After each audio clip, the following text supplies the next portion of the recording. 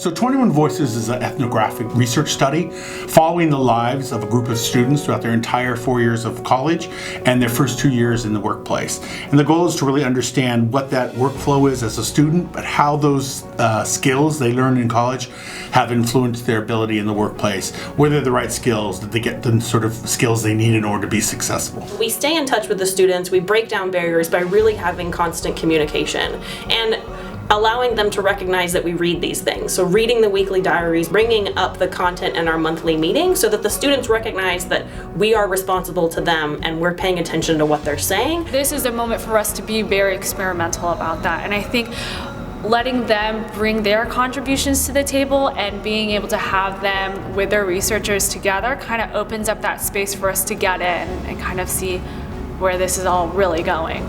Well, I am a mom of 3.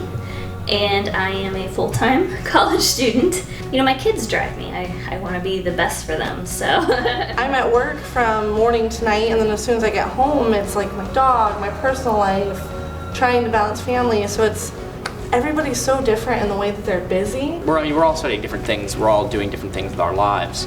At the end of the day, if we can get those, get seconds, minutes, hours back, or if we can find ways to better organize ourselves and our academics, I think that's really should define whatever's going to come out of this. We are so focused on the student. Traditionally, it's been about the instructor, but now things are changing. The students are more liberated about what they have out there to use as resources for studying and learning. And we really believe here at Cengage that it's the student who's responsible for their lives, and so we have to help them. We really understand our student now. And a lot of companies talk about understanding students. Until you've been through that whole process on a day-to-day basis with the student and understand, I think the research most of our competitors do is very much focused on what happens in the classroom, not focused very much on what's happening outside of the classroom. And a student is not a student. A student is an individual who part of who they are as a student, part of them and their moms, their friends, their girlfriends, their boyfriends, their full-time workers. I'm an admissions nurse in a jail, so when the people come in, sometimes it's very busy, sometimes there's a lull, and during that time, when I was in school, I would use that time to study. If I have an assignment due the following morning, if I start and I don't finish, after 1 a.m., I have to sit down, finish the assignment because I'm waking up again at 6:30 to continue the day.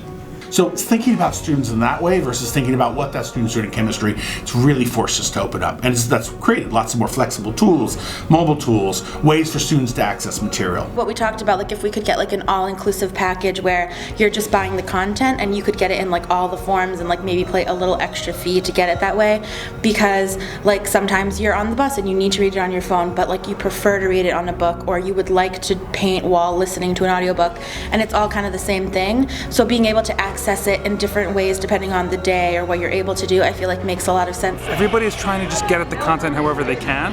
They don't want to buy separate products, they don't want to buy different products, they want to buy one thing and have it just ubiquitous. And I think that's an interesting insight we need to explore more. Without the really smart use of technology and education, we can't achieve the goals that we have for ourselves as a nation. We cannot do it if we don't redesign the education to meet the needs of the students and redesign the course material, the curricula to meet the needs of the student. It's not about dumbing it down, it's about putting it in a context that works today for these students in their environment. So now when I go and I design, or my team designs something, we are able to go back to some hard evidence and say, do you remember when such and such did this or said this? And it's concrete evidence. This is a big deal for them, and not only do we expect to get a return out of it, they expect to see a return out of it. The students want to know what difference this is going to make for the company. I really love seeing Carly again, my group leader that I've been working with all year, and also meeting the students and realizing that I have a lot in common with the students, but at the same time, everybody has a different story to tell. So it was definitely really inspiring knowing that even though you may not have ever met somebody, but there's something that you can relate to. I've learned so much from everybody else. It's been awesome hearing how everybody else deals with things, what they've been concerned about, how they're balancing, and yeah, it's been wonderful. Working with 21 Voices, I think they really provided me with the support, an outlet, a platform in which I could voice, you know, my opinion, my struggles. Most of the time, like, I spent complaining about school, but I had that outlet and I knew they listened, and that was something amazing, that they're there to listen to my story.